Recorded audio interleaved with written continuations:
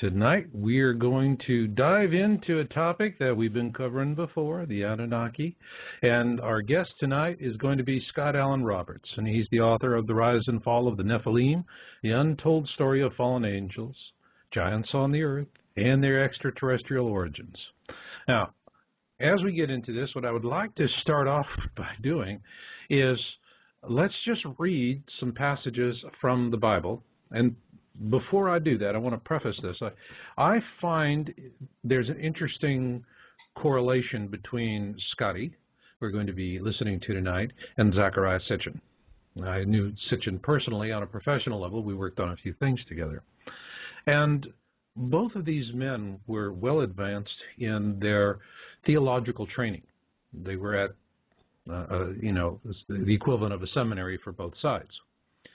And both of them hit the brick wall with their teachers and their institutions when they began asking questions about the Nephilim. It was just one of those, you don't do that kind of deals. And consequently, both of them went on a journey of exploration. Now, what really got them? All right, well, I'm going to read this to you because I think it's interesting. And frankly, I'm reading straight from the page on Wikipedia of all places. And here they say the term Nephilim occurs just twice in the Hebrew Bible, both in the Torah. That first is Genesis 6:1-4, immediately before the story of Noah's Ark. Let me read this. When men began to increase in number on the earth, and daughters were born to them, the sons of God saw that the daughters of men were beautiful, and they married any of them they chose. Operative word, any of them that they chose. Women obviously didn't have much of a voice in this. Then the Lord said, my spirit will not contend with man forever, for he is mortal. His days will be 120 years. The Nephilim were on the earth in those days, and also afterward, when the sons of God went to the daughters of men and had children by them. They were the heroes of old, men of renown. The second reference is in Numbers 13:32-33, where the Hebrew spies report that they have seen fearsome giants in Canaan. And they spread among the Israelites a bad report about the land they had explored. They said, the land we explored devours those living in it. All the people we saw there are of great size. We saw the Nephilim there. The descendants of Anak came from the Nephilim. We seemed like grasshoppers in our own eyes, and we looked the same to them. Wow. So, bottom line, the Bible's telling us that they go, yo, babe, you're mine, and that's it. I mean, it's right out of the caveman school of matrimony. Beat the woman on the head with a club, drag her into your cave, and bells will ring. All right? I'm sure you ladies out there are going, no, I don't really think that's how it works. All right. But the thing here is that when you talk about the Nephilim, you cannot help but talk about the Anunnaki, and that really brings us to the gist of what we're going to be doing here tonight, is that we're going to be talking about the Anunnaki. And a lot of folks have asked me over the years, why is it that I've really been focused on the sciences around proving the existence of Planet X, Nibiru, Destroyer, Frightener, it's got a lot of different names, and why I have sidestepped, for the most part, the issue of the Anunnaki.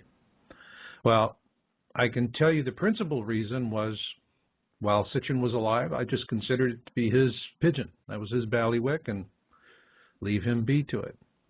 On the other hand, there was something else that I noticed, and it made me less interested in joining into the conversation, which seemed about competing ideas of who they are, the Anunnaki and the Nephilim. Is, for me, it always boils down to a real simple question. Once the music stops, who's left without a chair? Now, if we go back and we listen and read and investigate everything about the Anunnaki and the Nephilim, two things we know for sure: gold and women. Women, mentioned very clearly, all right, in the Bible, just as I've read it to you. Gold we know about also because it's what they use to repair their atmosphere. Now, for those of you out there going, gee, how can gold repair an atmosphere? Gold is a natural radiation shield. It's very good at it. If you look at our spacecraft that are out in space, they have a very thin gold foil. All right, and that gold foil has a tremendous amount of capability to resist radiation. If you look at a picture of an F-16 fighter, it's got a big bubble canopy that really gives the pilot an incredible view. But also these are high-flying jets. And so you'll notice that the canopy of an F-16 has a golden tone to it. It's because when they form the plexiglass, they actually embed gold into it so that the radiation that the pilots are getting at high altitude is not going to turn them into a big pile of cancer. So there's a real reason for having the gold, and obviously there's a reason for having the women. I mean, if we like Earth women, why wouldn't someone else? It seems to be a popular thing in the movies. And so I came across Scotty's book, and I have really been fascinated with how guys like Scotty get started, and they not only hit the brick wall inside of an institution, but then they push through that and they write a book and they go start and talking about it and they find an audience. It's quite an amazing thing. The curious thing for me is, why is it that even though this is mentioned directly in the Bible, in the Torah, this is a taboo topic for both Christians and Jews? Sitchin, he hit the wall with his religious training, and that's what got him going down the same route that Scotty did, and Scotty had it. Now, Scotty doesn't agree with Sitchin on quite a few things. He's got his differences. Hey, that's fine. If everyone was in lockstep, well, then we'd be looking like Nazi Germany if we were all in lockstep. And that's the beautiful thing about democracy. We can and do disagree with each other, and we agree to do it in a civil manner. So as we get into this, I want to explain to you that when I record my interviews, I do them offline because it gives me a really good chance to get into a lot of depth with my guests. There would be a lot of comments that I'm doing when we're recording the session that I take that out. It's superfluous for you. But you get everything the guest is saying, other than maybe I take out an occasional stutter. But whatever the guest is saying, it's 100%. You get all the words. Me, I trim down. That's getting progressively easier, too. But anyway, when we started recording this, and Scotty has his own radio show, both of us have professional studios, and we're very, very well adept at working with all the bandwidth issues and working with Skype and connectivity and getting a recording. And what we found was that this topic, which is really going to be talking about women and gold, seemed to have drawn the ire of someone, and we were getting hammered again and again and again, 5 times, actually 6 times during the recording session, that we were being disconnected, not only on Skype, but then we tried doing it on landline phones, AT&T, good old POTS, plain old telephone system. We were getting slammed there. And so it was Scotty's idea to just, hey, this is weird stuff. It doesn't happen to him. It happens to me. But he said, hey, let's incorporate it into the show. So now when you hear this dial tone, I'll play this for you. All right. When you hear that in the recording, I'm actually putting that in so that you can tell when the show's been interrupted. Doing Skype, we don't have the dial tone issue. So with that, I am going to get right into it, and I see that there's a great active group out there in the virtual chat room. Oh, yeah, I can't wait to get in there and mix it up with y'all in the chat room. So in the meantime, hey, let's get go. Rise and fall of the Nephilim. Scott, welcome aboard. Thanks for having me, Marshall. Good to be here. That's good to have you here because I'm getting more and more interested in this Nephilim story all the time. And your book is very challenging for people who have a purely biblical view, but it goes to the heart of the question. Does the Bible support the ancient alien theory? And for me, it's not so much about what's there, but what's not there. To me, The whole story of the Nephilim is like a picture puzzle. You know, you get it out of the box, you spread out all the pieces on the coffee table, and the first thing you do is you get those four corners, and then you work your way in. The problem is for doctrinal thinkers, people that are very limited in what they're allowed to read and think about it, for them, it's like trying to work that same puzzle, but with only one corner piece. Right. And the other three are hidden in another room, maybe even in another house, in another neighborhood, on another planet, in another reality, in another dimension. Okay. I can go along with that. Okay. I just had to be dramatic for a moment. Absolutely. But you're, to me, somewhat of a Gnostic thinker. You just follow the truth wherever it takes you. And yet you come from very, very conservative roots. So before we get into the interview itself, let's tell the listeners about your history and what brought you to write your book. Well, first of all, I like to challenge orthodox thinking, especially the kind of orthodox thinking about the Bible that I was raised with. Not just because I was some kind of rapscallion who needed to question everything and some kind of angst-ridden rebel, but I wanted to know answers to certain questions. And it seemed to me, in my very conservative fundamentalist Baptist teaching and training, those answers weren't forthcoming. As a matter of fact, it almost seemed at times as if questioning deeply was deeply discouraged. And take, for instance. But you were a Bible teacher, weren't you? Or you were training to be one? I was in Bible college, and I went to seminary, and I didn't finish either degree. Funny, you wonder how I got into my master's program without having my bachelor's degree. It's too long a story to get into. But I had about 6 years collective training, and I went into youth ministry. So I was working in churches, working with high school youth and junior high school youth. You know, when you're in those things, you're mostly talking about, you know, daily life and how to live daily life and things like this, youth ministry. Right. And at the same time, there were questions that I had about the theologies that I was even teaching and passing on. And when we were kids, if you were Judeo-Christian, you learned about, let's take the best example because it ties into the topic, the issue of Noah and the ark. Right. We all heard the story of Noah. We all heard that God was going to destroy the world for its wickedness and wipe out all of mankind except for the one pure man that was left, and that was Noah, his family, and we know the story from there. What we don't get taught ever, it seems, and even with my Bible college training and my seminary training, the touches on this topic were so scant as for me to even remember ever being taught them. That is the preamble to the whole flood story in Genesis chapter 6, which talks about, and the sons of God descended to the earth and intermingled with the daughters of men and had children by them. And they were known as the Nephilim, the heroes of old, the men of renown. Is that the part when Bible class, when you start talking about it, you'd say, and then there was the and moving right along? Pretty much. Is that how you guys handle it? Okay, good. Pretty much. You know, when I think about it, too, when you've got a second, third, or fourth grader sitting in a Sunday school class on Sunday morning, and the teacher is teaching the story of Noah and the ark with felt storyboards and little Noah with the beard and the stick and the robes and so on, you've got nobody teaching you about some kind of non-human entity that descended to the earth and had sex with human women, bequeathing the race that actually was the thing that was prompting the flood once you start digging into the passage. Okay. So for me, it really goes back to questioning the orthodoxy of the passage. Now, I will say right off the bat that I have no desire to dissuade anybody from what they believe religiously, spiritually, denominationally. That's not my point here. My point is to dig in and find out what the passage says.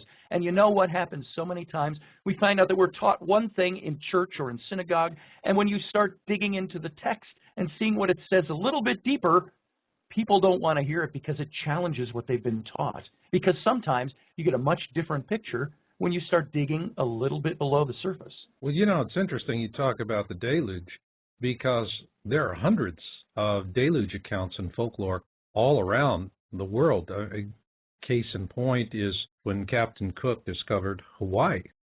There's actually on the Big Island, there's a spot that's marked where he first landed, and it's a place called Two Steps. And if you're on the island, it's the greatest place for snorkeling. Trust me. Love to go there. Yeah, oh, yeah, definitely. Especially in this Minnesota winter. There you go. Yeah, just when you get there, just ask the locals, how do I get to Two Steps? Oh, right. But a favorite story of guides and locals is that he, of course, started telling the stories from the Bible. You know, you come pretty quick into Noah and the flood, and he was flabbergasted when the Hawaiians looked at him and said, Well, we already know that story. The only difference between your story and our story is we spelled Noah without the H. Well, this is part of my research found that there are over 600 different ancient cultures that all have flood stories, most of them with different casts of characters, different creation stories that all lead up to it, but the common threads are what you have to start looking for. If you could for a second, and this is where I say, don't let me step on your toes spiritually, but start thinking about this.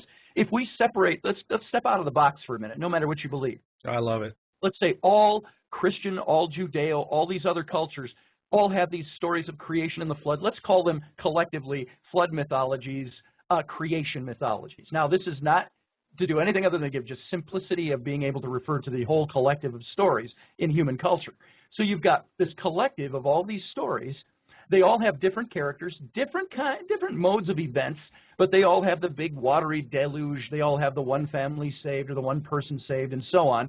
But common to most of these stories, even though the names differ, the events differ, almost all the stories have some sort of non-human or spirit being that intermingles with human women and creates a race of beings bequeathed with human women, and that there is some deity or some superior power of some kind that gets really annoyed by this, and then I'm saying that lightly, and the result is the destruction of everything as a result of this act that was just the wrong thing to have done on this planet. And so what you find when you step out of the pictures, you go, wait, if there's all these different cultures that all have these different stories, 600 plus of them out there, dating back thousands of years, what do you do with that? You say, well, the first thing I can note is it probably was one of two things. It was either some ancient religious council where they all got together from all these different countries. Well, Scott, we got you back from that, and we have had a tremendous amount of trouble getting this interview. You have a professional studio on your end, and it seems once we get a few minutes into this interview, we get clipped. And this has happened 5 times now. This never happens to me. Does it happen to you? I have never had this happen during an interview, but I'm going to tell you this. I remember while I was writing this book, I'm digging into things. I dig into not just the old stories, but I dig into demonology a bit with this. I dig into non-human entities versus angels. And something I found, I commented to somebody during the writing of this, I felt so exhausted at one point with thinking through some of these things that I said, it seems to me, I said, I don't want to over-spiritualize things. I'm a fairly pragmatic kind of guy, but I feel like there's some kind of spiritual attack going on. And, if you will, when we talk about these things and say, I believe that this and this and this happened, then something weird happens in life. It's almost like if we don't believe that there is some connectivity, it's almost like we're saying, well, I don't believe anything supernatural could have happened back then either. It's something fantastical. There are huge events that happen to human history, and this is what this book is all about. I'm just approaching it from the theological standpoint, but there is definitely, I feel, resistance. Well, in all of the times we've had these interruptions, about the point where you get to, I guess I could call it Earth girls are easy. Extraterrestrials mating with women. And by the way, Scotty, I anticipate we're going to continue having some more of this interference as we're going on. Maybe so.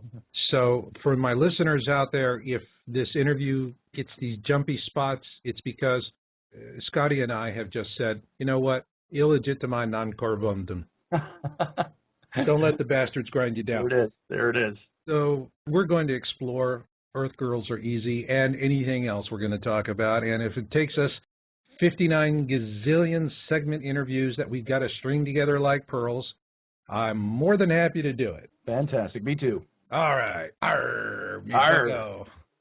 Now I'm really curious to find out why somebody doesn't want us to have this conversation. Right. Well, it's interesting that I can jump way ahead on this just to give what I think might offer a little bit of an explanation. Now, by the way, I think about conspiracies, but I'm not conspiratorial. I am not paranoid in that sense that, oh, somebody's out to get me and stop this broadcast. I don't think I'm that important. But I will tell you this, spiritually speaking, there was a passage in the New Testament where Jesus himself said, as it was in the days of Noah, so shall it be again at the coming of the end times. And what this is all, he actually said at the coming of the Son of Man, but it's the coming of the end times. And this is what I believe is going on, is that there is spiritual interference. There is this whole book, Marshall, is about interference in the human race. whether it be, and it's one coin with two different sides. It is a spiritual interference by spirit beings. It is a physical interference that took place by non-spirit beings but non-human entities. And so either way you look at it, you got to decide, what am I going to believe? And this gets back to your original question of me, is what got me thinking along these lines is that I had all this training in school, Bible school, seminary, I was in ministry, and I had questions that were unanswerable. It seemed within the context and the framework of my denomination, if I asked certain questions, I would get told the same answer with a couple of different aspects of it. It was always the answer, you're a troublemaker. And it was either, it was a very seriously cast charge at me, you're making trouble here, so shut up. Or it was a seminary professor with kind of a wink and a nudge, you know what I mean, kind of, you're a troublemaker, and that wink and a nudge meant, and we both know there is more to this text than our systematic theology tells us. Well, welcome to the Yeshua School of Open Dialogue. Look what he went through. He was up against the status quo. They didn't like that. Absolutely. So anybody that's up against status quo today, I think you're walking closer to Yeshua, at least what he had to go through. Well, I would hope so. Yeah, I mean, it's the only thing that makes sense.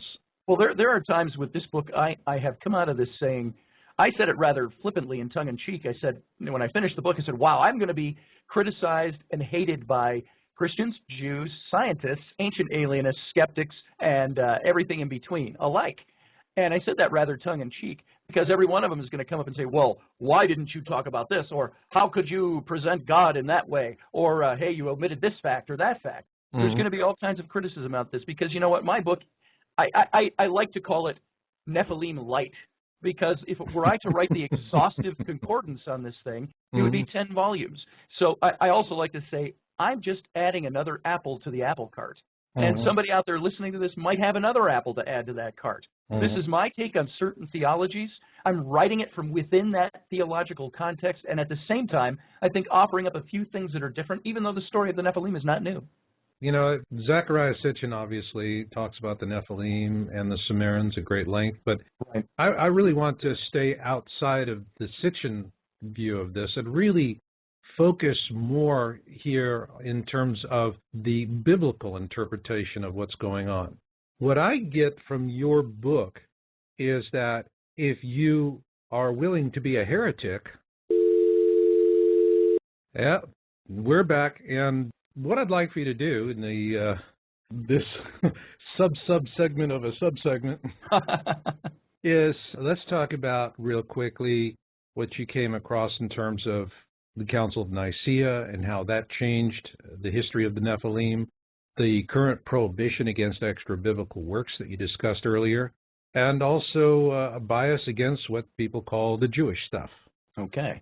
Well, I found in the study of this whole topic that there were, it seems to me, when you start reading the Genesis passage about the Nephilim, one of two things. The author of Genesis, who I establish in the book as being Moses, I don't think there's much reason to question that, even though the book of Genesis obviously has many hands in it, in its authorship, especially the parts where Moses is writing about historical data. You have, in these texts, I believe, a choppy version of Hebrew. You've got, if this indeed was written by one hand, you start reading the book of Genesis, and when you get to the account of the Nephilim in chapter 6, the account of the Nephilim is in a totally different hand. It's in a totally different, choppy, almost edited-looking version. It would almost be like, again, one of two things. Somebody else came in and wrote it later, or Moses or the author himself was just paraphrasing a different source, which we do find, by the way, when we go to the book of Enoch, which is not canonical scripture. It was booted out of the Bible in the Council of Nicaea and other councils of Constantine in the 300s. What you've got is accounts that look choppy, that hail to other books like Enoch, and Enoch gives the same verbiage in its text, except it expands it into chapters as opposed to just a handful of verses like Genesis. So what I found in my research is this. You got to go up to Constantine, 325 AD, while he's the emperor of Rome, and by history recorded as, I think he even called himself as the first Christian emperor of Rome, when in fact he was nothing of the sort. He was as pagan, if you will, not using that as a derogatory term, but he was as pagan as the rest of the Roman Caesars, but he found in Christianity a unifying element.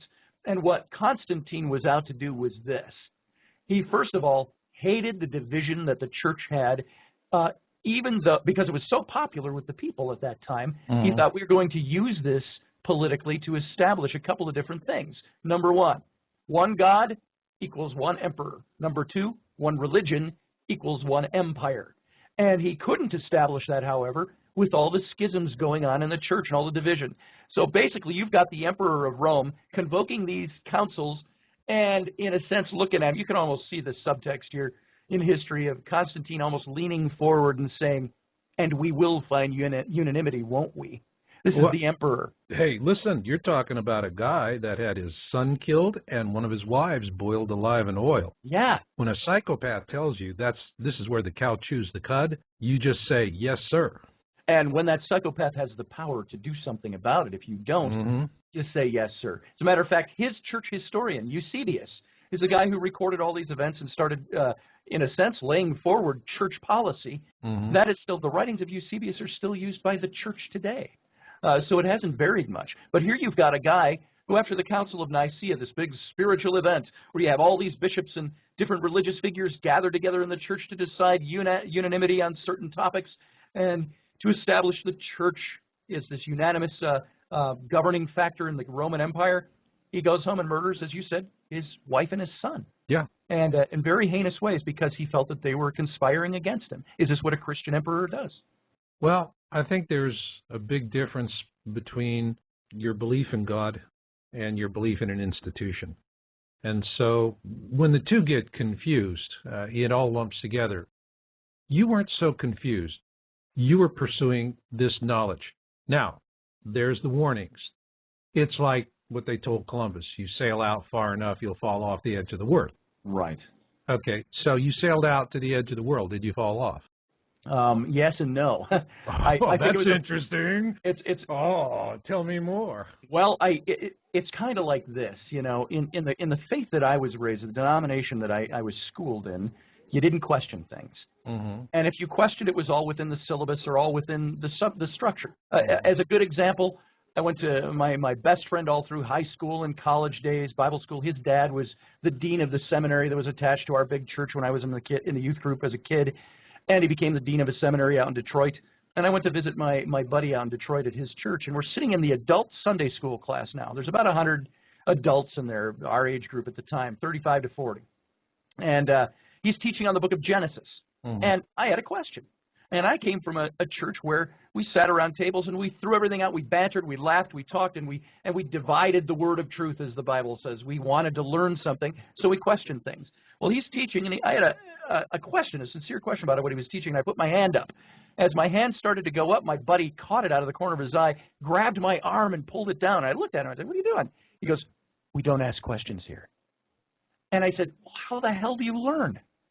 And he was more appalled that I used the word hell as a cuss word than the fact that I was appalled that I couldn't ask a question. And so I remained quiet, and I didn't walk out or storm out. I was going to make a scene. But that is the cusp, if you will, or the crux of the denomination I was in. You didn't question things. And to question things meant, are you questioning the Word of God? So everything we were taught, the rule of practice we were told was, the Bible is my one foundation for faith and practice, and I do not sway from it, and I do not use extra biblical materials. If it's not in the Bible, it doesn't exist. And that's the way we were governed and the way we thought. And when I started questioning those things, that's when the problems arose. One of the first big questions I had was not even on this passage of the Nephilim. It was on the name of God. If you look at the Old Testament, there are several names throughout the Old Testament used for God. One of the ones used the most times, almost 3,000 times in the Old Testament, is the word Elohim.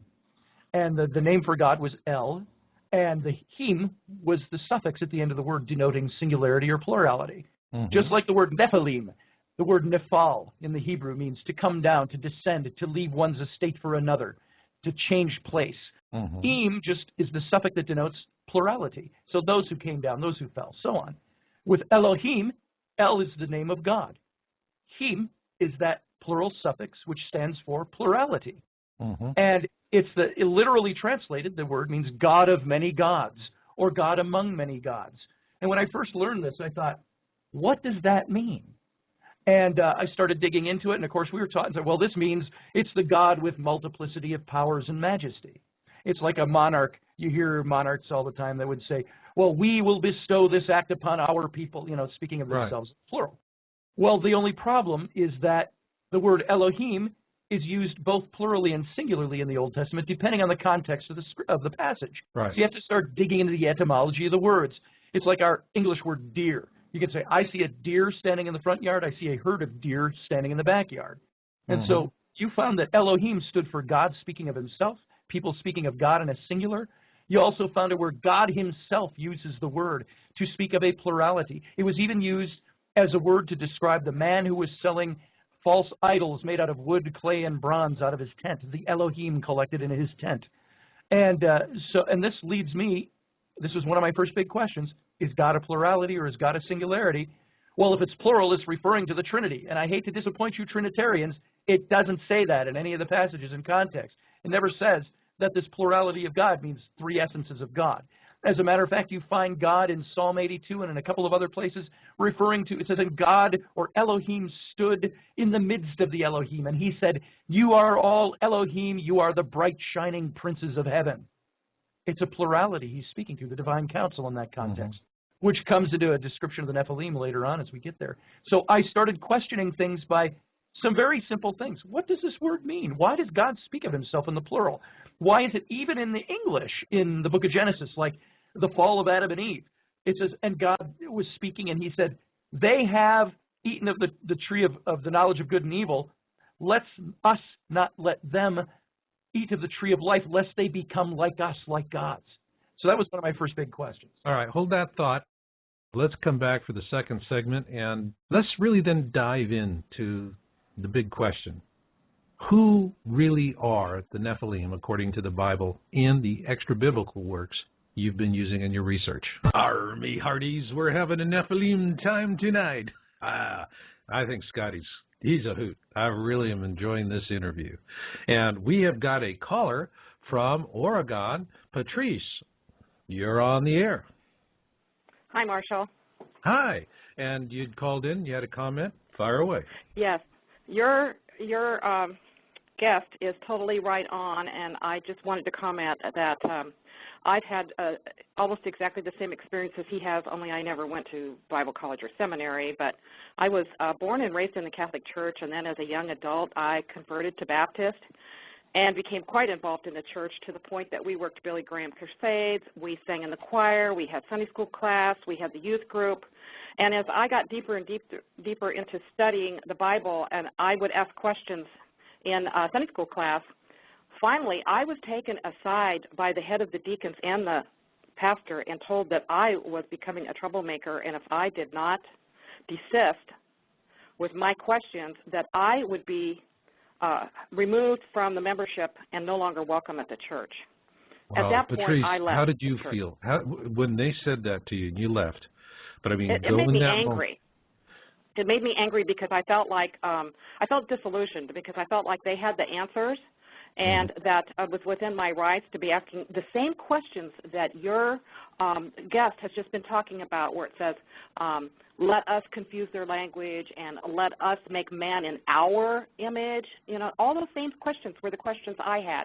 But, you know, they did me a great favor because I went on after that and became a student of not only the Bible, but I have studied the history of religions. I've read all Sitchin's books. You know, I've just done a very intensive study, and it has been a long path, but I have learned so much, and I'm so grateful, and I think it's wonderful that you're having this man on because he knows what he's talking about, and everybody in the audience should really listen carefully to what he has to say because I have spent many years, this is clear back like in 1966 that I left the church, and I have studied intensively ever since then, and this man knows what he's talking about. He's right on so far. That's excellent. That's excellent. Let me ask you a question. In terms of how you feel your relationship to a divine creator, absolutely. Yahweh, I mean, since you have been on your own and you're sorting this out on your own, has it changed one way or the other?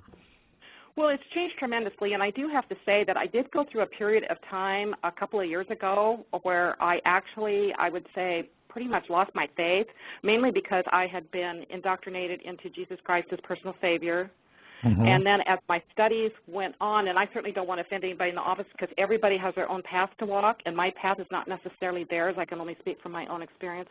I can tell you my audience is very well offended in general about everything because I am already a born-again heretic. Go ahead. Okay. Well, I found that I could no longer accept a lot of what I'd been taught as a quote, Christian, and so I did lose my faith for a while. I even pretty much quit praying, and then finally I just came to the point that I realized that even though I had to discard a lot of the illusions and thinking that I had been indoctrinated with, not only in parochial school as a child, but in the church as an adult, and I had to move forward, and I did realize that when I looked back on my life, I could see there is definitely a divine creator. He has always taken care of me and miraculously helped me over and over again. And once I got over thinking of God in human terms, you know, like we like to think of God, well, you know, God has a body and he gets mad and he's happy and he punishes and, you know, he rewards. And once you get past all these human terms, the way we like to interpret God in human terms, once we get past that and realize that, frankly, God is way beyond and more wonderful and awesome than anything we could think of him in human terms, it really restores your faith. And I've become quite excited about, and it sounds corny because just things like, you always know that, you know, God is in everything because he created everything. But when you really think about how the God essence is in everything, you're constantly surrounded by God. And once you really internalize that concept, you're never alone again. It's like I never fear death anymore, never fear death. I mean, I'm here and I have a mission to assist people, you know, with the coming things that are going to happen. But if something happens and I somehow don't survive, I'm not the least bit worried about it because I know that life goes on. You know, I exist outside of this shell that I'm occupying right now. And so, if anything, my faith has been greatly expanded. It's just that I had to undo a lot of brainwashing to get here, but it was worth it, and it's been a wonderful, exciting path. Okay, and if you will go to my website, yowza.com, go into the humanities section, you can just search on the article about the meek and why they inherit the earth. I have an article there. I think it'll be a real treat for you. Patrice, I have really enjoyed your call. We've got 2 more in the queue, and we've got a lot of show coming up. Thank you so much. Well, that's great, Marshall. I appreciate being on. I just want to let you know that I not only have followed you for since 2009, but I'm a member of your Planet X Town Hall, and I follow you religiously, and you have just done wonders for me. I really appreciate your devotion to mankind and everything you've done to try to inform us of what's happening. Thank you for making my night, Patrice. Have a good evening. Thank you. Bye. You too. And see you on the board. I'll see you on the board. All righty. Okay. All right. Bye. Bye-bye. Yeah, we're going to go foot free here, and we've got a caller coming in from 631, and for you caller in the 561, you're next up in the queue. Hello there, caller in the 631. Could I have your name, please? How are you doing? My name is Sydney. Hey, Sydney. Yes, I've been a scientific researcher for over a decade, and I've read about 7 different holy books, you know, from the Torah, a couple of versions of the Bible, the Quran, the Bhagavad Gita, the Popol Vuh, and definitely it does point to aliens, and not just 1 or 2, but factions of warring aliens that surprisingly enough to some do sacrifice and eat people. And what I noticed that a lot of UFO researchers, or what they call them today, ancient alien theorists, you know, it's just another label, but what they miss is that they're still here, that this is what we see when we see Western civilization, that Columbus didn't sail across the ocean without those maps. And I noticed a lot of researchers do not touch on this because everybody in power today still sacrifices children, drinks human blood, and pays homage to their alien masters at the expense of practically more than 90% of the planet. All the governments are evil and crooked.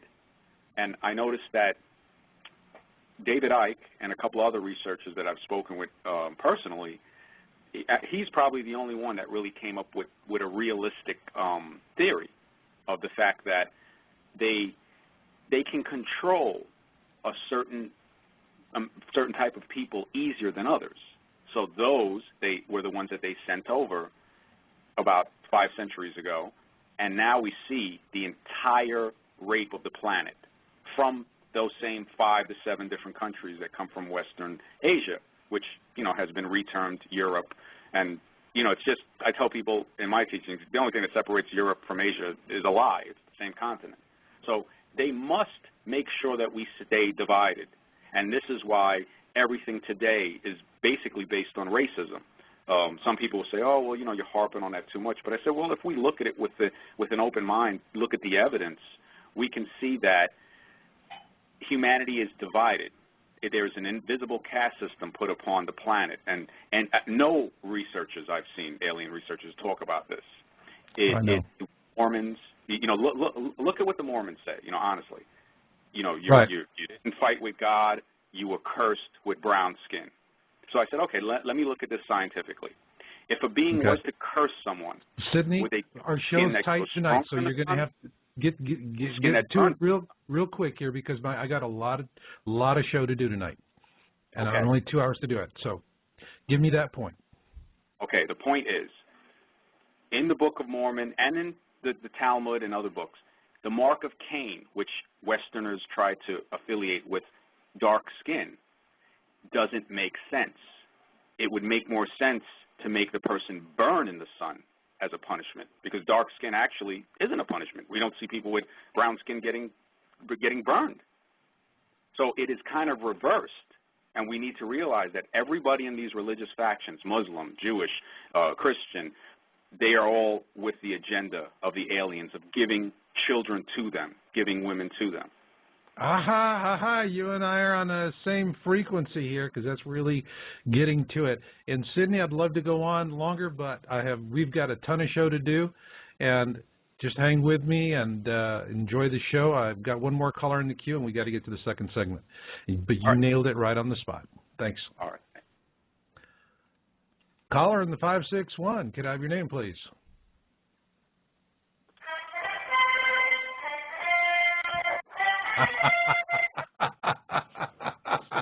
I think that sounds like Robert Ryland. How did you guess? Hey, I don't know. You got a shtick. You got a shtick. So how you enjoying yourself? This fellow sounds like me. Yeah. Oh, and that's what you told me would happen. Yeah. In so many words. Yeah. Yeah.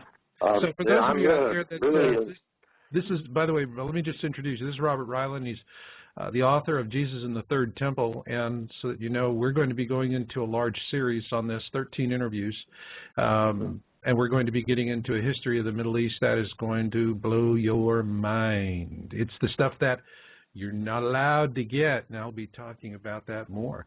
And so, Bob, real quick, because I've got to get into my second segment. Yeah. Comment on this. Like Scott and I wear the same kind of shoes. We've been in the sights of the traditionalists among the evangelicals. I mean, they don't want to hear anything they haven't heard before, for the non-steal. And he's been there just like I have. So I'm enjoying this. All right. Well, you know, there's a lot of faiths that have it. Zecharia Sitchin, you guys could sit and drink a cup of coffee together and have a lot of yucks, although he's not with us, but still the same, though. He hit the same wall. And then you did, and that got you to go book. All right, Bob, stick with me, and I'm just going to do a quick segue here back into segment 2, because we've got some long segments. This show is recorded. It went long. So hang with me, Bob.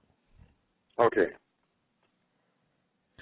One real quick comment before we get into the second segment, folks, about diversity. My favorite species on the planet is the redwood tree. I live amongst redwoods, and I love them because they have an interlocking root system, and I know that my house is just going to bounce up and down in the earthquakes instead of going from side to side, which means I'm less likely to be wearing my ceiling when the shaking stops. And here's an interesting thing. We all know how many chromosomes humans have. Do you know a redwood has 66 chromosomes, and it's from 11 different parents? And it's that kind of diversity that has given that species endurance over time. How much time? I want you to think about this. When the Chicxulub impact, 65 million years ago, took out the dinosaurs, probably after they already had one foot in the grave, at that point, it was the dominant species of the northern hemisphere. Completely covered the northern hemisphere because it's a subtropical species. It's why now it's next to coastlines, because it needs that extra fog coming in from the ocean. But the species, if you go back to its earliest roots, was already somewhere around 140 million years old when that impact happened. They're still here today. And so if diversity is a sign of endurance as a species, folks, we really all want to be like redwoods. Now, I'm moving on into Seg 2, so hang with me because it's just going to get better. I often say to folks when they tell me about how they're now seeing all of these things, tell me, was coming into awareness for you like being slapped in the face with a dead salmon and there you were, spitting scales and wondering how you got there? And to a person, they always say the same thing. Yeah, that really describes it. Well, folks, that is awareness. And there's no comfortable way to deal with it. But there are ways that you can help people ease into it with less stress, considerably less fear, and more importantly, with hope. That was one of the reasons why I produced my video, The 5 Stages of Catastrophism. And that is really based on what I had written about in my book, Indigo ET Connection, many years ago. And with ET Connection, what I'm talking about is the role indigo children will play in contact with extraterrestrial races during the coming tribulation, because this is a consistent drumbeat theme. We're going to be making contact. I also dive into this in my book, God's Child Covenant, Return of Nibiru. Now, both of these offer an interesting way for teens in particular to come to this and to see where they fit in the grand scheme of things. With God's Child Covenant, what you have is fiction based on fact. And it takes the kids through what will probably be a real-life situation. It's based in a triage camp in Los Gatos, California. And that's where people go to live or go to die, being resigned to either fate. And the lessons there are very clear. For example, the sexes need to face this equally. If we lose all the social advances that we've seen in the last half-century, and what happens? Well, all you have to do is see what the plight of women and children is in places like Afghanistan, where they're chattels.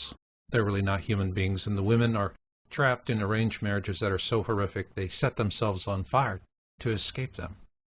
The result is you have tribal societies that cannot generate their own technology. They're clever, and they can use the technology they steal, beg, or borrow, but they don't have the ability to do it on their own. And that's because when a man subjugates a woman or a child, he must first subjugate himself to a greater evil. And this is the lesson these old tribal cultures have yet to learn. But it is core to the message of both God's Child Covenant, Return of Nibiru, and Indigo ET Connection. So consider these books for your teens, and perhaps even a spouse who likes adventure novels and something light reading that's tangential, but not direct, as a way to gently immerse them into their own awareness. And with that, let's move on to the interview. Well, Scotty, we're just going to keep going as far as we can and get her interrupted, and we'll come right back like a couple of bronc riders. There you go. We just don't know when to stay down. All we're doing is we're going to start talking and see if we can hang on for 8 seconds. That's it. There you go. So instead of us talking about the 3 corners that are missing, which we did a good job of in the first segment, let's put all 4 corners on the table. All right. And then you work it in from there. How's that?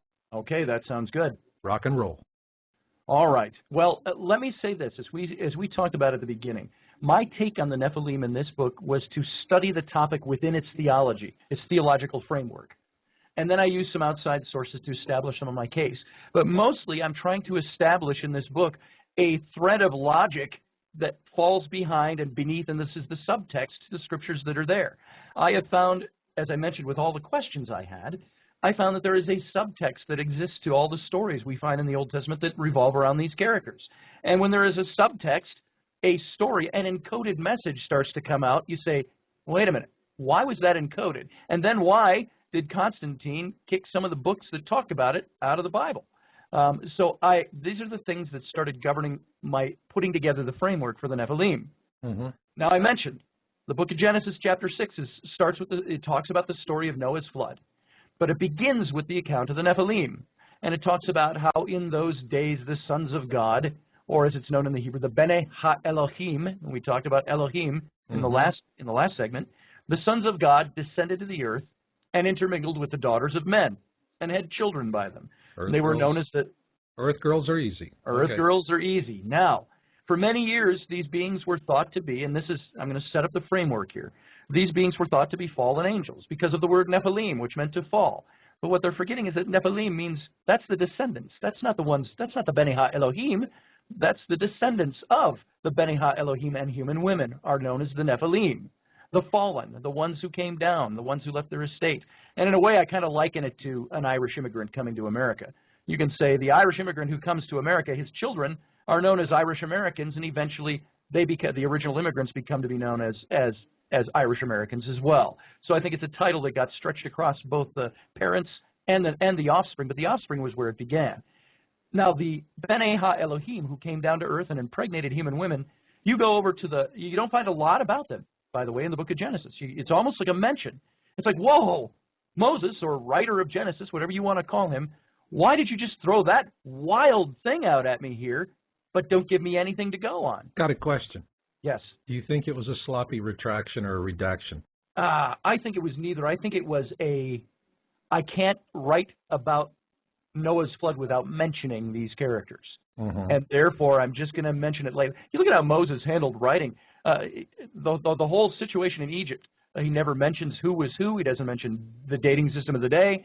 He doesn't mention anything. He said Pharaoh, Pharaoh's daughter, this guy, that guy, so on and so forth. It's interesting. I have a point on that because we publish a book, the Colburn Bible, and it has the Egyptian accounts of Exodus. And what is consistent is not only did the Hebrews not name names in terms of the royal family, neither do the Egyptians. I think it was one of those tacit understandings. We all know. We're not going to talk about it. We all know this happened. Wink, wink, nudge, nudge. Let's move on. Right. Yeah. So I think what you have in the story of the Nephilim is Moses making mention. But you know what that also establishes?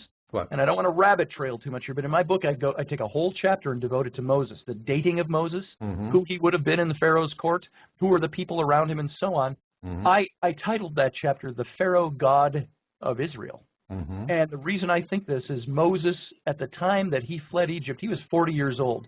You tell me any 40-year-old, even in our culture, where age was a factor, where age is not as much of a factor, somebody for 40 years being established in one thing and then changing their minds is a pretty big thing. Moses didn't have any kind of conversion. Moses fled Egypt because he murdered somebody, and it said the Pharaoh was out to get him after that. And the big question is, why did Pharaoh care what Moses did if he was a nobody in Egypt? He wasn't a nobody. He was a somebody. And so what happened there, you've got Moses, when the Bible says he identified himself with his people, I think the book of Hebrews in the New Testament extrapolates faith and applies it to Moses. I don't think Moses did any of those acts by faith. I think they are called acts of faith afterwards. Moses was an Egyptian pure and through. And when he wrote the book of Genesis, after he had become the leader of Israel 40 years later, he's bringing with him all the military training, all the royal court training, all the education that he grew up with, all the theology he grew up with. And I find Moses is establishing himself, I believe, without a shadow of a doubt, that Moses was being groomed to be the next Pharaoh because of the people who are around him in the historical record. And you got to fill in some gaps. I realize there's some speculation involved, but I believe I know exactly who he was and when he was. And if this is the person he was as he was living in Egypt, he would have grown up with the stories of the Ogdode, the creation myths of the Egyptians. And you see the Ogdode philosophies, if you will, theologies, sewn and intricately patterned in and throughout Hebrew tradition as Moses established it. Just as Paul established first century Christianity, Moses established Old Testament Hebrew or Jewish religion. So you've got Moses now who wrote about this stuff, and he wrote about it for a certain reason, and he omitted things for a certain reason. And I want to just say one thing about Moses, then I'll move on, because we're not talking about Moses per se in this whole interview.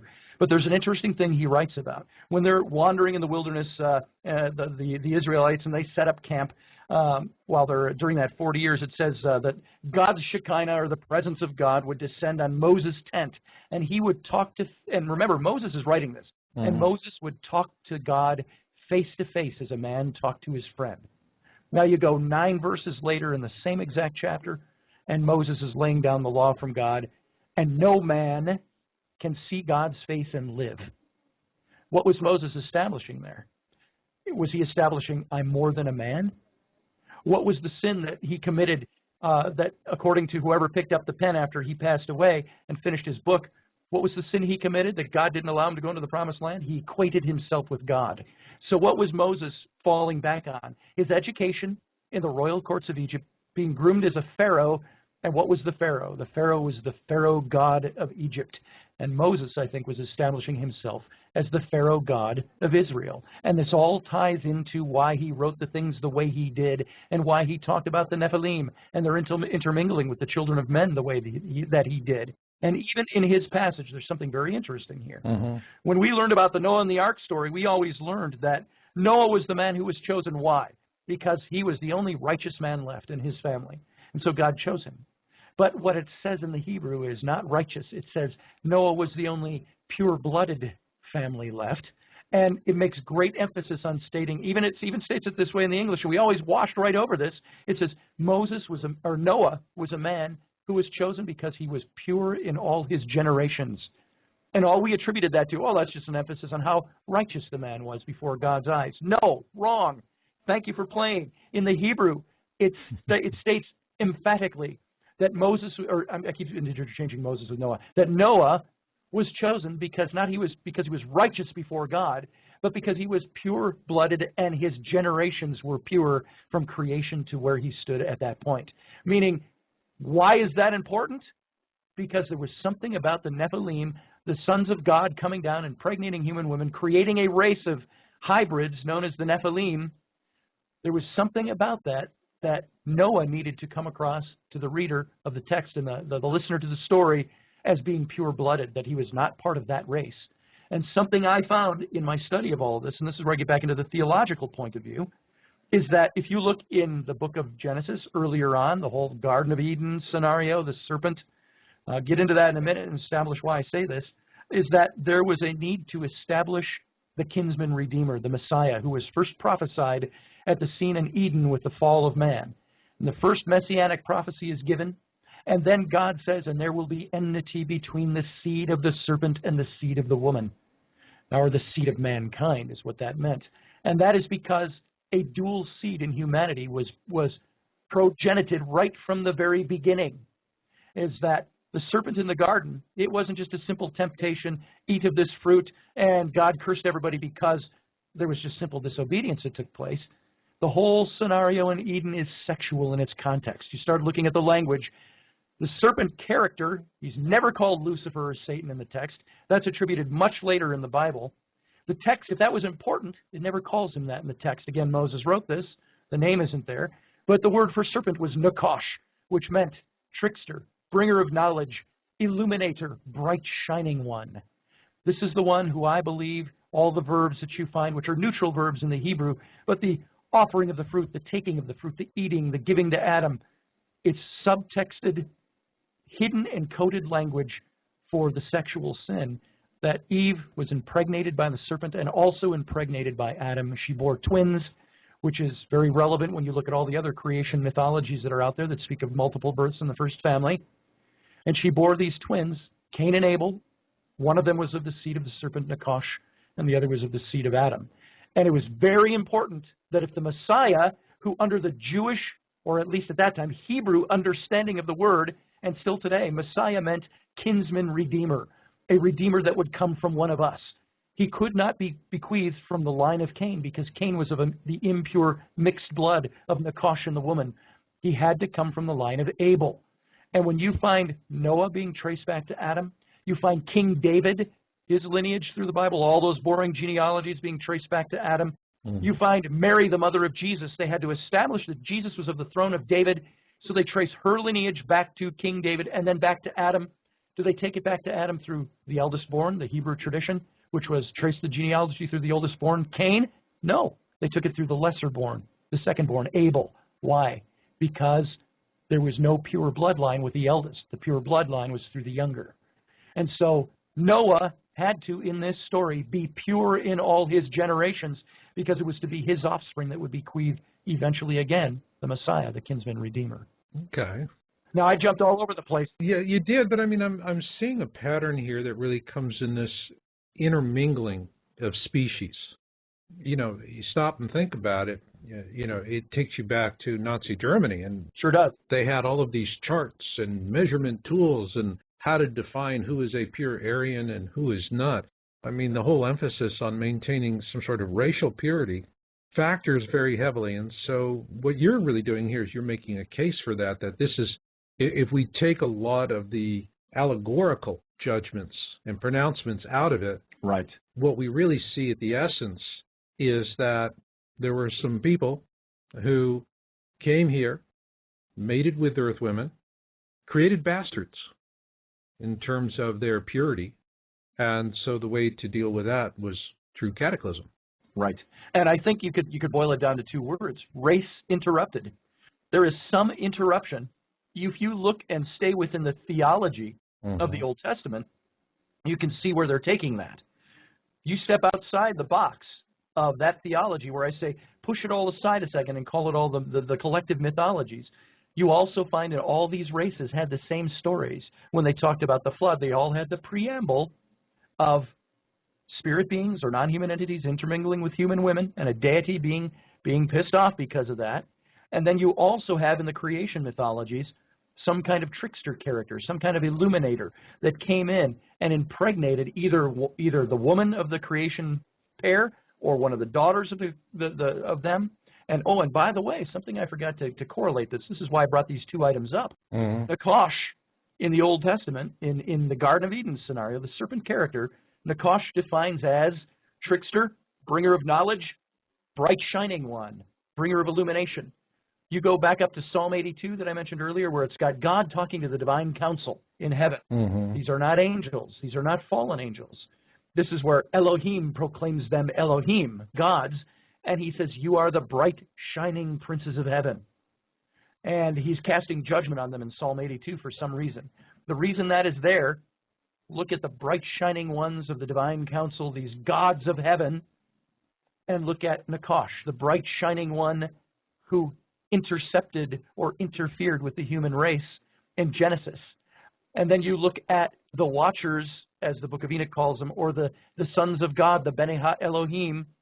They correlate with other mythologies of figures that came down to earth from the heavens or the stars or the skies and impregnated human women. They were known as, like, again, 600 different cultures, but you had some examples. You had the Tuatha De Danann of the Celtic legends and lore. They were the bright, shining kings from heaven, the tall folk who came down and intermingled with the daughters of humans, and their offspring were known as the elven folk. So Tolkien, by the way, was onto something. And I think he knew a lot about what went on in these passages. He dug into this stuff very deeply. Yeah, I think he tapped into source as well. You know, I remember the story about when he wrote Lord of the Rings, he didn't write it as a trilogy. He wrote it originally as one single text. Right. And the publisher looked at the manuscript and said, are you out of your mind? Yeah. And so the publisher broke it up into 3 books for a trilogy. But in his mind, it was all one massive story. And always something like that really comes from tapping into source. Yes. Finding access to information that's not normally there. Now I'm talking as an author, and I write both fiction and nonfiction. But to have something like that, you have to have a vision of a story that big. And right. That's a tough thing. You really got to be good. You got to either do a lot of research or you got to be tapped into it. So when we come back in the next segment, what I'd like to do is finish up what we're talking about here, but I want to get into how this research has changed your worldview. Okay. How you feel your relationship with God has changed as a result of this, whether it's diminished or enhanced or is basically the same. And then, moving forward, what is the significance of this given our current situation? At the last break, I really enjoyed the calls, Patrice in Oregon, and Bob and Sydney. And for me, this is all a journey for truth and for answers. And frankly, folks, who am I to say whether my answers are better than your answers? No doubt they're going to be different in some respects, and in others they're going to be a lot alike. But I'll tell you what I'm about is I want you to know you're not alone. There's others out there who see things the way you do, and you're feeling the same frustration. And so, to Patrice and all of my folks out there on Planet X Town Hall, I want to share my most favorite music, and I want you to think about the lyrics of this song. Think about these lyrics, because when we come back for part 3, it's going to really be powerful. Strength.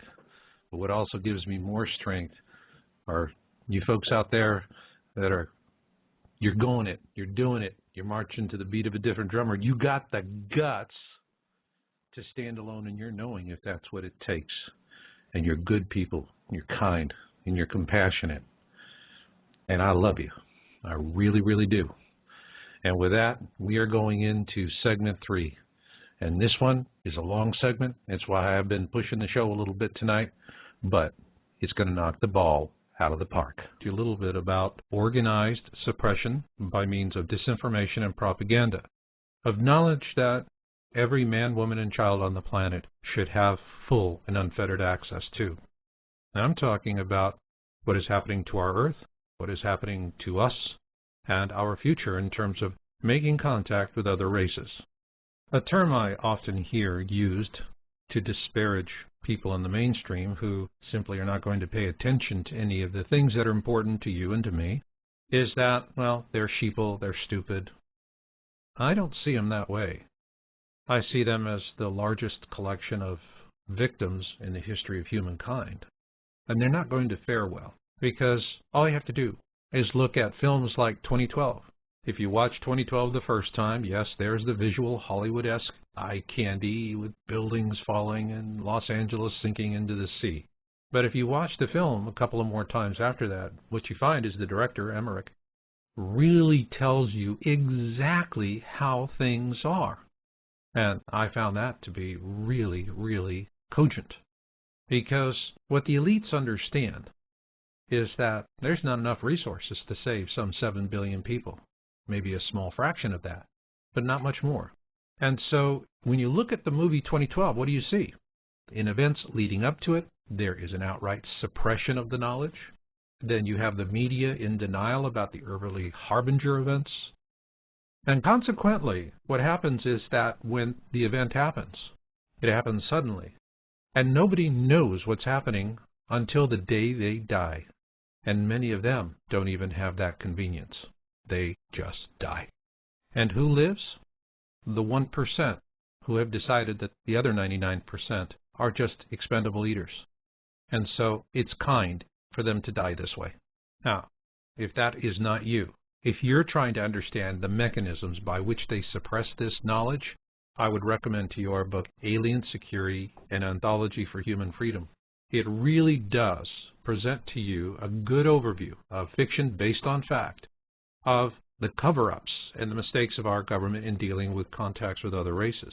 But at the back of the book is what we call the battle book. And I put a lot of effort into this.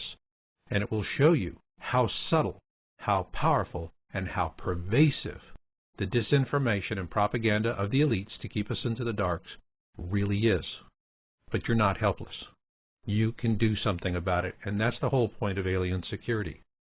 So if you really want to understand the mechanisms of forced ignorance, get this book, read it, and particularly read the battle book at the back. And with that, let's move on to our interview. Well, back for the third segment. And Scotty, coming out of the second segment, these guys come out of space, they look at Earth girls, and they go, wow, they are so boppable. How you doing? How you doing? Hey, baby, what sign are you born under? Keep off the grass. Yeah. And by the way, they would answer, what's a sign? And that was one of the things that the Watchers did. They taught the forbidden knowledges. Yeah, there it is. So you've tapped into this, all right, and your book goes into really good depth for the readers. Out of curiosity, because, you came from a very conservative background where what you're talking about in this conversation was just purely unthinkable. Right. That's it. You just don't go there. And yet, one of the reasons why you're not supposed to go there is that you get lost and dark forces are going to snag you up or whatever it is. Right. Or you just simply, that's it, you're off everybody's Christmas card list. As Justin Martyr called this stuff in the first century, he called it diabolical mimicry. It's all the works of Satan trying to make things look really good or like the things of God. Mm-hmm. And that was the way they explained away everything. Yeah, well, I mean, it's pretty absolutist. But let's just talk about you in your relationship with Creator, however you want to call it, Yeshua, God, Yahweh, whatever it is. I mean, how has it changed you as a Christian? How do you view yourself now? I have not thrown out the baby with the bathwater. I'm rather fond of saying that. It seems like I've said it thousands of times now over the last year. But sorry, but hey, man, it just comes. I guess we're just having this real continuing problem with dialogue interrupt us here. Yeah, I've never seen this so much. The only time that my internet seemed to go down so many times was when I was talking with Dr. John Ward down in Luxor, Egypt, about symbology or symbolism, mm-hmm. ancient symbolism leading up to the Cathars and so on. And we had 9 times in an hour conversation, the connection dropped. And it was very interesting. I don't know what you want to put to this, but my wife went upstairs as I was finishing that conversation. And as I said goodbye and I hung up, she noticed there was a white van, unmarked panel van sitting across the street. And as soon as I hung up, that van took off. Now, what does that mean? Maybe nothing. Maybe it was just a diaper delivery service, and he was taking a break. But we thought that was very interesting. And again, the big question comes up, who the hell am I that somebody would want to intercept or tamper with my connection? But I think you're dealing with topics here, and have been on your show, that some people don't want people to hear. Hey, listen, this happens a lot, and there's some topics, zero interference, nobody bothers me. But on something here where it starts diving into doctrine, so there's some of this old knowledge that folks just don't want out there. Right. But we're here, we've got this connection, and I want the answer to this question. How are you with God? My view of God is that God has changed for me. He is not the God that I grew up with.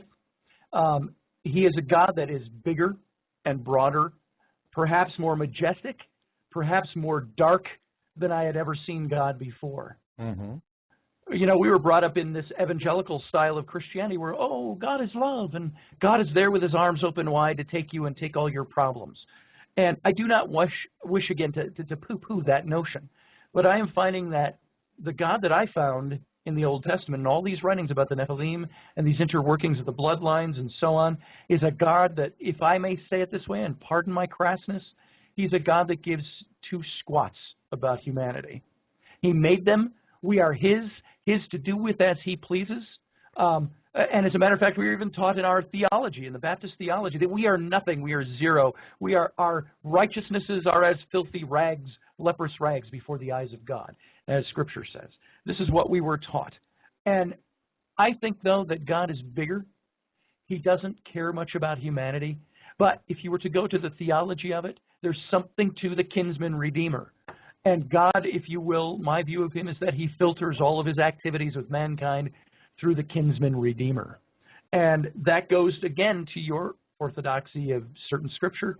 Do you believe the Messiah has come? Do you believe he has not come? And I believe within the framework of Christian theology that God only views us through the kinsman redeemer. And this is why there was such importance put on it in the Old Testament, why there was such importance of staying faithful to God. Mm-hmm. So God, to me, is somebody that is much more distant than he used to be. Mm-hmm. As God, as the God of the universe. I think there might even be different manifestations of God. I also believe that what we were taught in Judeo-Christianity, that the Bible is monotheistic, I think is not so anymore. When God calls other beings gods, they might be minor gods, but he's still calling them gods. He's still calling himself the God of gods. He's still referring to himself in the plural. The Bible does not teach monotheism. There is more going on outside the realm or the dimension or the thread of this reality, I think, than we can put our fingers on or understand with our biblical theologies or any of our theologies in this world. So in other words, what you came from was a very terrestrial view Yes. of all that there is. And now you have embarked upon a more cosmic view of everything. But is this more cosmic view more or less comforting in comparison to the terrestrial view of the doctrinal and dogma approach? The late Richard Feynman once said, he said that all these stories about God, if they are true, to think that God, out of all the known universe and unknown universe, would come to this place, he says, to me seems to be so colloquial and so local. And that's kind of the way I think about it. He went on in that phrase to say, I feel perfectly comfortable feeling lost in the cosmos. Now, he was an atheist. I'm not an atheist. I would say that I view the same thing. And I say, for God or a manifestation of God to come here seems so damned colloquial. So what it has done for me is to say that there's something much bigger out there. There's a bigger story out there. There are bigger things going on than humanity and our life on this little planet. Maybe it's all important to us because this is all we know, but I think there's a lot more out there. Let me ask you this question then. Do you feel that folks like you, I mean, let's be blunt. Sure. If this were a few hundred years ago, we wouldn't have the conversation. I'd be sitting in the town square watching you burning at the stake. Exactly. Now, probably I'd be burning on the stake next to your stake. Which one of us would be singing and which one would be screaming? There's a big question. That's right. Or maybe we'd be doing, remember Life of Brian by Monty Python? That Yes, always. Always look on the bright side of life. I love that scene. Yep. And the best part was the Suicide Squad. It was really... Yes. Anyway, Monty Python aside, though. When life serves up your gristle, just pucker up and whistle. So, yeah, that's where we are. And they had it. So you are delving into these things, and this information has come forth. Now, I have to tell you, I mean, I look at the teachings of Yahweh and Christianity, and if I don't see it connect, I see there's a whole invention of interpretation, because for me, Yeshua was born, raised, died a Jew. Yes. And he was talking to Jews, basically just kicking them in the butt. Right. And you could boil them down into 4 simple words for a simple statement. 4 words. That's it, the alpha and omega of everything he was doing and what he thought about and what he wanted for us, and that's just simply stop thinking like slaves. So now my question to you is, that was the seed of consciousness that I see Yeshua planted. All right. Are people like you the fruit of that tree? Yeah, I would say you've just introduced a new way to look at it for me, but I would have to say yes. I remember I'm a big proponent of some of the oddball apocryphal books and oddball writings and teachings out there because I want to know where they came from, why they're there and why they weren't included. Why were there 60-plus different Gospels and only 4 of them appear in our Bible? So I look at things like the Gospel of Judas, where according to that Gospel, at the Last Supper, Jesus takes Judas aside and says to him, you are the one who gets it.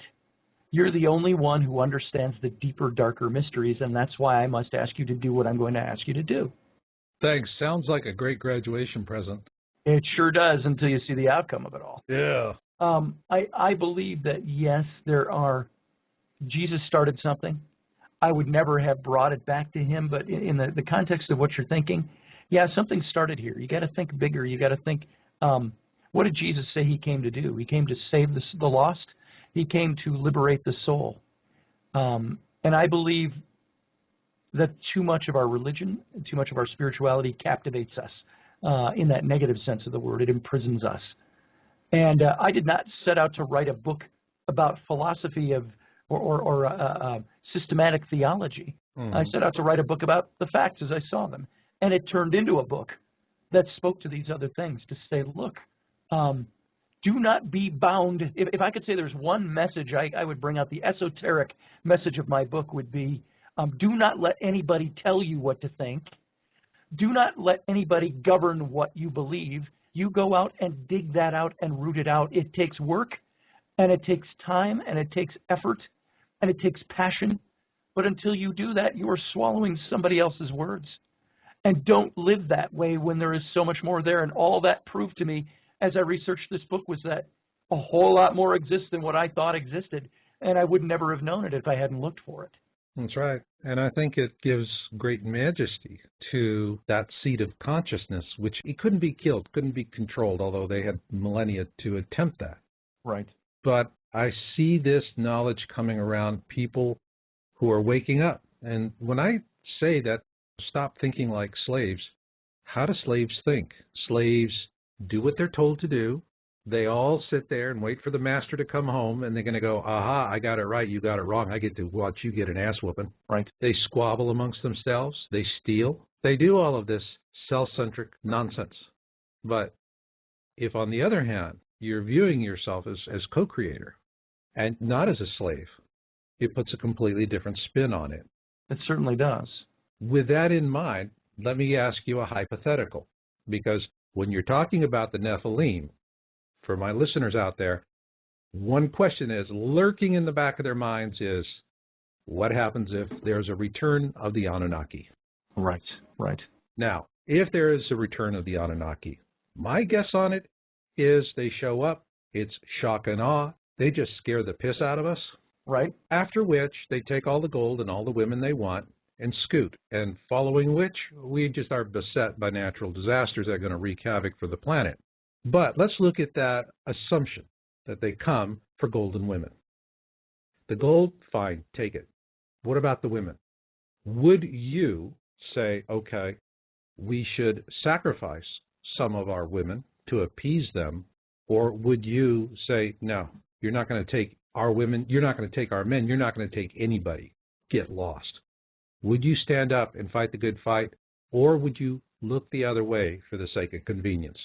I think if it came down to being a thing of something against our will, I would like to think that I would be the kind of person who says, even though I'm too old to go into the military, if our nation was attacked by another nation, what would I do? Where would I stand? I would like to think that of myself. I think I view myself as being very patriotic, and my patriotism goes beyond words. I believe it would be something that I would put action to what it took to defend my country and defend my family and defend my neighbors. Let's just... Scotty, we're getting more interference, and I'm hearing it come through. All right. Want me to just jump right into it? Yeah, let me kind of get to this one focus point. Okay. I see where you're going, but let's say, for example, it's not so clear-cut that the Anunnaki come, they want to take the gold and the women, and we're fighting them. What happens if it's presented to us in some sort of a fait accompli matter? In other words, saying, we need to do this. Our institutions are telling us that it's okay to do this, that it's okay to sacrifice these women to this cause, that for some higher aim, maybe they're going to take a faith to the stars or some other thing. So if it's coming from institutions that it's okay to give the Anunnaki the gold and the women, and the institutions are saying that, are you going to say, no, I'm going to be a Jedi rebel, I'm going to fight this? Answer me. Well, let me think about that for a second. I would say, first of all, I love playing in hypotheticals, and I love playing with fictional stories. I love that kind of stuff, in addition to the research I did.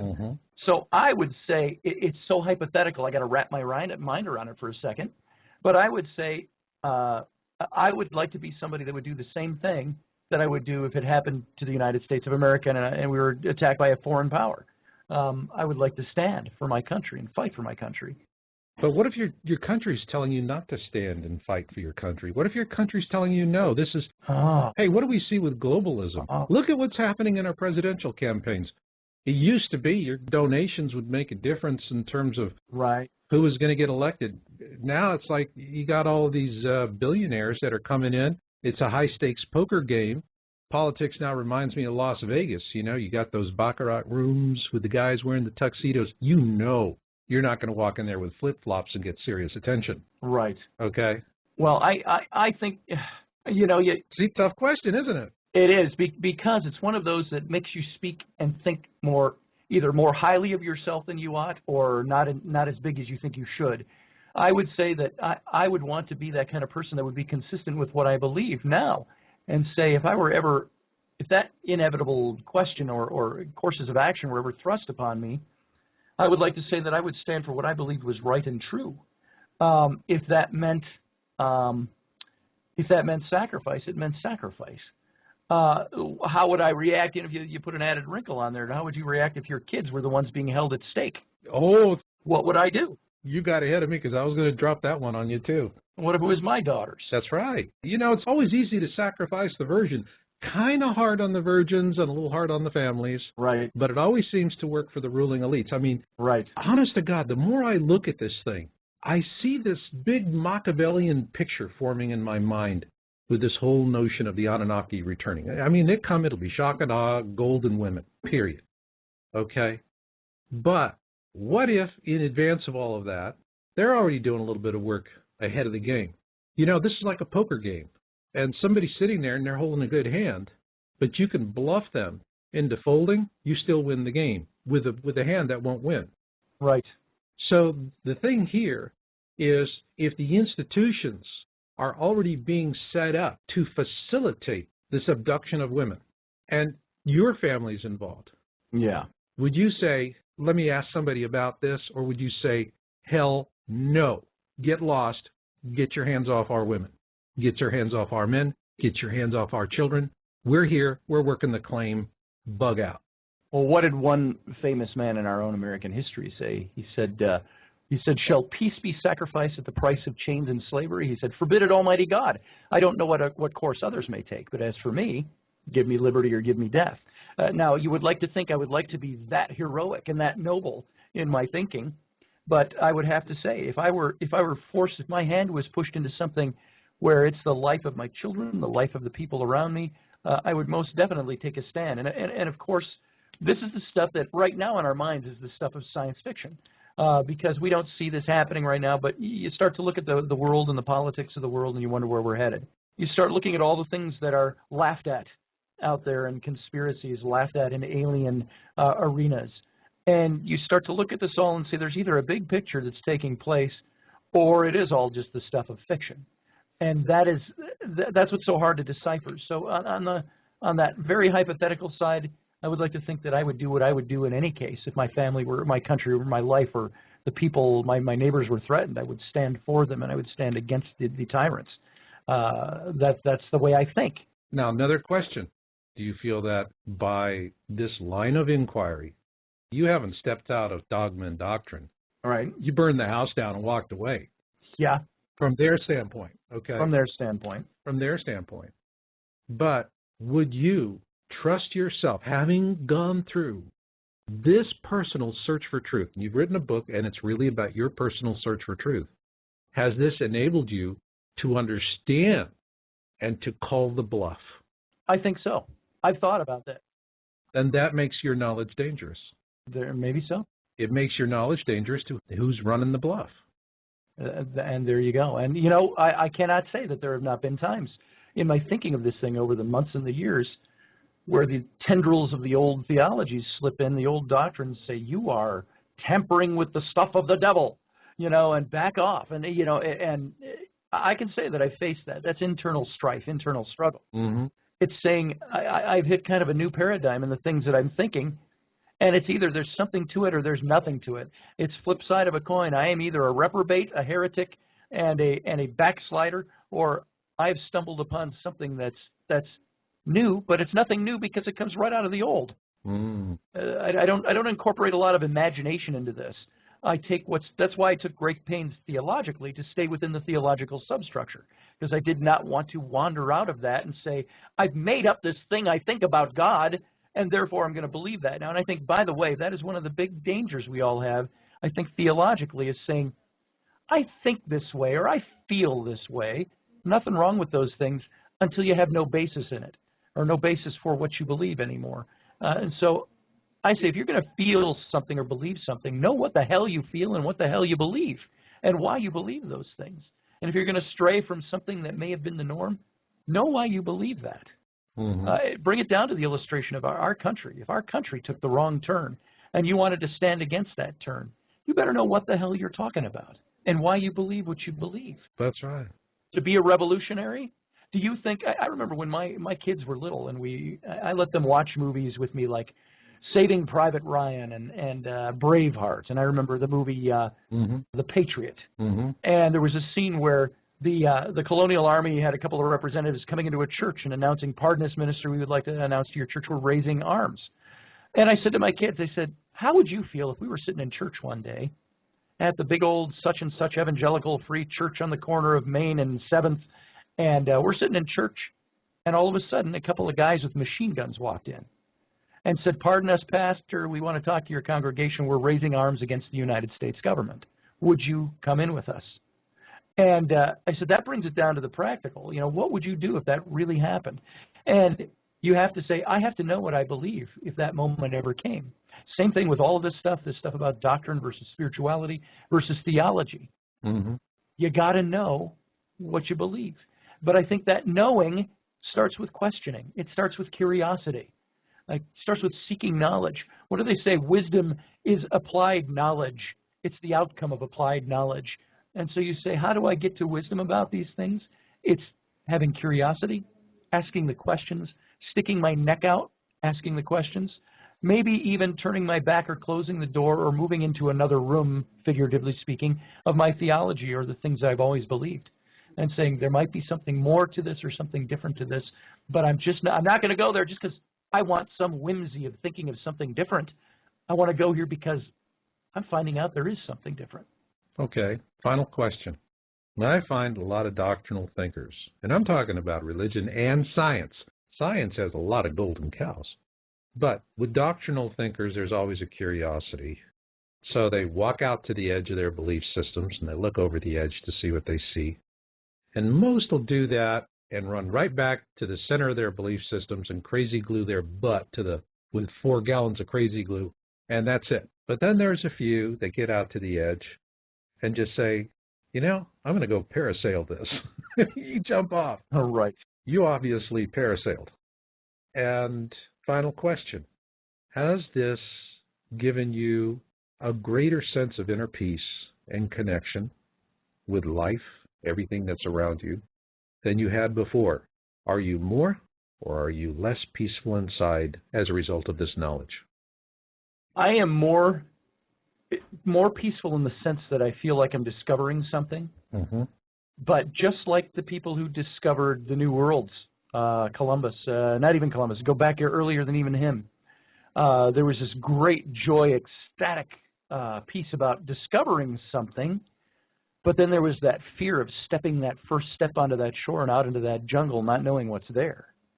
So I think, to me, I've discovered the New World. Have I explored the New World to its fullest yet? Nope, that's going to take time.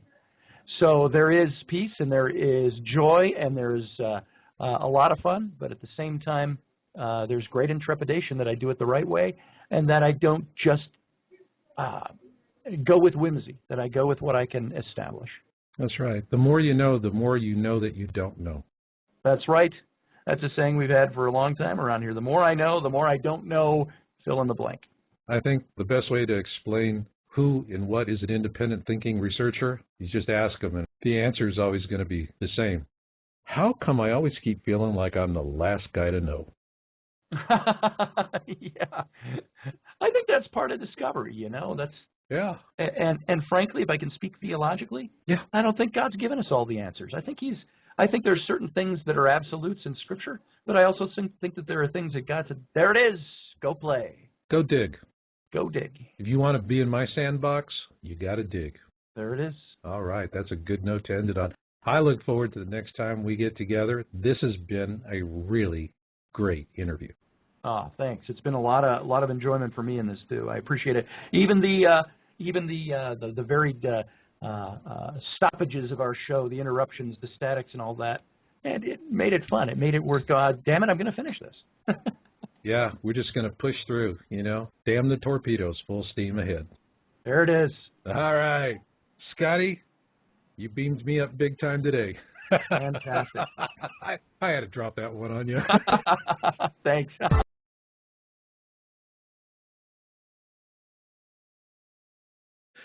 Tonight we're going to dive into a topic that we've been covering before, the Anunnaki, and our guest tonight is going to be Scott Allen Roberts, and he's the author of The Rise and Fall of the Nephilim, The Untold Story of Fallen Angels, Giants on the Earth, and Their Extraterrestrial Origins.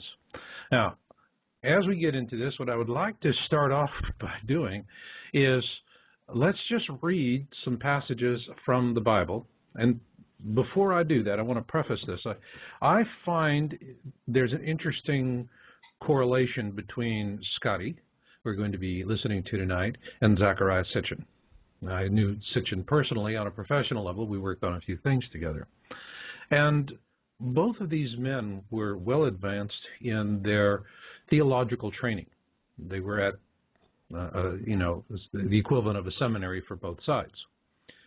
And both of them hit the brick wall with their teachers and their institutions when they began asking questions about the Nephilim. It was just one of those, you don't do that kind of deals. And consequently, both of them went on a journey of exploration. Now, what really got them? All right, well, I'm going to read this to you because I think it's interesting. And frankly, I'm reading straight from the page on Wikipedia of all places. And here they say the term Nephilim occurs just twice in the Hebrew Bible, both in the Torah. That first is Genesis 6:1-4, immediately before the story of Noah's Ark. Let me read this. When men began to increase in number on the earth, and daughters were born to them, the sons of God saw that the daughters of men were beautiful, and they married any of them they chose. Operative word, any of them that they chose. Women obviously didn't have much of a voice in this. Then the Lord said, my spirit will not contend with man forever, for he is mortal.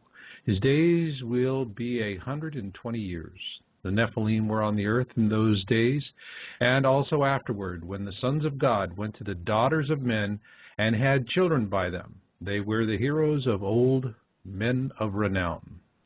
The second reference is in Numbers 13:32-33, where the Hebrew spies report that they have seen fearsome giants in Canaan. And they spread among the Israelites a bad report about the land they had explored. They said, the land we explored devours those living in it. All the people we saw there are of great size. We saw the Nephilim there. The descendants of Anak came from the Nephilim. We seemed like grasshoppers in our own eyes, and we looked the same to them. Wow. So, bottom line, the Bible's telling us that they go, yo, babe, you're mine, and that's it. I mean, it's right out of the caveman school of matrimony. Beat the woman on the head with a club, drag her into your cave, and bells will ring. All right? I'm sure you ladies out there are going, no, I don't really think that's how it works. All right. But the thing here is that when you talk about the Nephilim, you cannot help but talk about the Anunnaki, and that really brings us to the gist of what we're going to be doing here tonight, is that we're going to be talking about the Anunnaki. And a lot of folks have asked me over the years, why is it that I've really been focused on the sciences around proving the existence of Planet X, Nibiru, Destroyer, Frightener, it's got a lot of different names, and why I have sidestepped, for the most part, the issue of the Anunnaki. Well, I can tell you the principal reason was, while Sitchin was alive, I just considered it to be his pigeon. That was his ballywick, and leave him be to it. On the other hand, there was something else that I noticed, and it made me less interested in joining into the conversation, which seemed about competing ideas of who they are, the Anunnaki and the Nephilim. Is, for me, it always boils down to a real simple question. Once the music stops, who's left without a chair? Now, if we go back and we listen and read and investigate everything about the Anunnaki and the Nephilim, two things we know for sure. gold, and women. Women, mentioned very clearly, all right, in the Bible, just as I've read it to you. Gold we know about also because it's what they use to repair their atmosphere. Now, for those of you out there going, gee, how can gold repair an atmosphere? Gold is a natural radiation shield. It's very good at it. If you look at our spacecraft that are out in space, they have a very thin gold foil. All right, and that gold foil has a tremendous amount of capability to resist radiation. If you look at a picture of an F-16 fighter, it's got a big bubble canopy that really gives the pilot an incredible view. But also these are high-flying jets. And so you'll notice that the canopy of an F-16 has a golden tone to it. It's because when they form the plexiglass, they actually embed gold into it so that the radiation that the pilots are getting at high altitude is not going to turn them into a big pile of cancer. So there's a real reason for having the gold, and obviously there's a reason for having the women. You know, I mean, if we like Earth women, why wouldn't someone else? It seems to be a popular thing in the movies. And so I came across Scotty's book, and I have really been fascinated with how guys like Scotty get started, and they not only hit the brick wall inside of an institution, but then they push through that and they write a book and they go start and talking about it and they find an audience. It's quite an amazing thing. The curious thing for me is, why is it that even though this is mentioned directly in the Bible, in the Torah, this is a taboo topic for both Christians and Jews?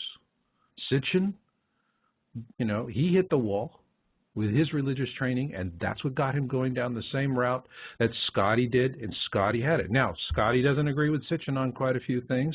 He's got his differences. Hey, that's fine.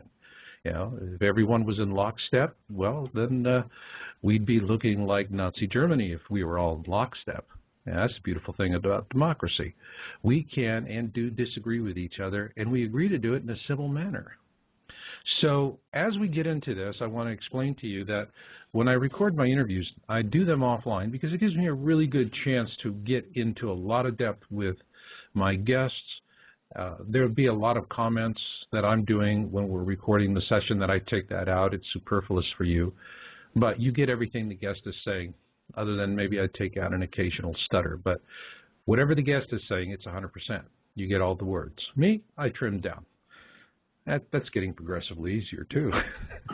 But anyway, when we started recording this, and Scotty has his own radio show, both of us have professional studios, and we're very, very well adept at working with all the bandwidth issues and working with Skype and connectivity and getting a recording.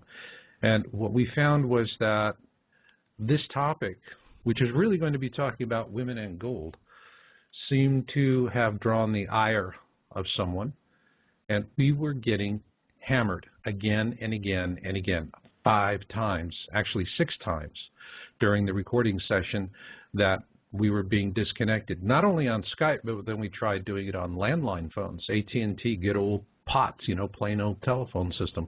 We were getting slammed there. And so it was Scotty's idea to just, hey, you know, this is weird stuff. It doesn't happen to him. It happens to me. But he said, hey, let's incorporate it into the show. So now when you hear this dial tone, I'll play this for you. All right. When you hear that in the recording, I'm actually putting that in so that you can tell when the show's been interrupted. Doing Skype, we don't have the dial tone issue. So with that, I am going to get right into it, and I see that there's a great active group out there in the virtual chat room. Oh, yeah, I can't wait to get in there and mix it up with y'all in the chat room. So in the meantime, hey, let's get go. Rise and fall of the Nephilim. Scott, welcome aboard. Thanks for having me, Marshall. Good to be here. It's good to have you here because I'm getting more and more interested in this Nephilim story all the time. And your book is very challenging for people who have a purely biblical view, but it goes to the heart of the question. Does the Bible support the ancient alien theory? And For me, it's not so much about what's there, but what's not there. To me, the whole story of the Nephilim is like a picture puzzle. You know, you get it out of the box, you spread out all the pieces on the coffee table, and the first thing you do is you get those four corners, and then you work your way in. The problem is for doctrinal thinkers, people that are very limited in what they're allowed to read and think about it, for them, it's like trying to work that same puzzle, but with only one corner piece. Right. And the other three are hidden in another room, maybe even in another house, in another neighborhood, on another planet, in another reality, in another dimension. Okay. I can go along with that. Okay. I just had to be dramatic for a moment. Absolutely. But you're, to me, somewhat of a Gnostic thinker. You just follow the truth wherever it takes you. And yet you come from very, very conservative roots. So before we get into the interview itself, let's tell the listeners about your history and what brought you to write your book. Well, first of all, I like to challenge orthodox thinking, especially the kind of orthodox thinking about the Bible that I was raised with. Not just because I was some kind of rapscallion who needed to question everything and some kind of angst-ridden rebel, but I wanted to know answers to certain questions. And it seemed to me, in my very conservative fundamentalist Baptist teaching and training, those answers weren't forthcoming. As a matter of fact, it almost seemed at times as if questioning deeply was deeply discouraged. And take, for instance. But you were a Bible teacher, weren't you? Or you were training to be one? I was in Bible college, and I went to seminary, and I didn't finish either degree. Funny, you wonder how I got into my master's program without having my bachelor's degree. It's too long a story to get into. But I had about 6 years collective training, and I went into youth ministry. So I was working in churches, working with high school youth and junior high school youth. You know, when you're in those things, you're mostly talking about, you know, daily life and how to live daily life and things like this, youth ministry. Right. And at the same time, there were questions that I had about the theologies that I was even teaching and passing on. And when we were kids, if you were Judeo-Christian, you learned about, let's take the best example because it ties into the topic, the issue of Noah and the ark. Right. We all heard the story of Noah. We all heard that God was going to destroy the world for its wickedness and wipe out all of mankind except for the one pure man that was left, and that was Noah, his family, and we know the story from there. What we don't get taught ever, it seems, and even with my Bible college training and my seminary training, the touches on this topic were so scant as for me to even remember ever being taught them. That is the preamble to the whole flood story in Genesis chapter 6, which talks about, and the sons of God descended to the earth and intermingled with the daughters of men and had children by them. And they were known as the Nephilim, the heroes of old, the men of renown. Is that the part when Bible class, when you start talking about it, you'd say, and then there was the and moving right along? Pretty much. Is that how you guys handle it? Okay, good. Pretty much. You know, when I think about it, too, when you've got a second, third, or fourth grader sitting in a Sunday school class on Sunday morning, and the teacher is teaching the story of Noah and the ark with felt storyboards and little Noah with the beard and the stick and the robes and so on, you've got nobody teaching you about some kind of non-human entity that descended to the earth and had sex with human women, bequeathing the race that actually was the thing that was prompting the flood once you start digging into the passage. Okay. So for me, it really goes back to questioning the orthodoxy of the passage. Now, I will say right off the bat that I have no desire to dissuade anybody from what they believe religiously, spiritually, denominationally. That's not my point here. My point is to dig in and find out what the passage says. And you know what happens so many times? We find out that we're taught one thing in church or in synagogue, and when you start digging into the text and seeing what it says a little bit deeper, people don't want to hear it because it challenges what they've been taught. Because sometimes you get a much different picture when you start digging a little bit below the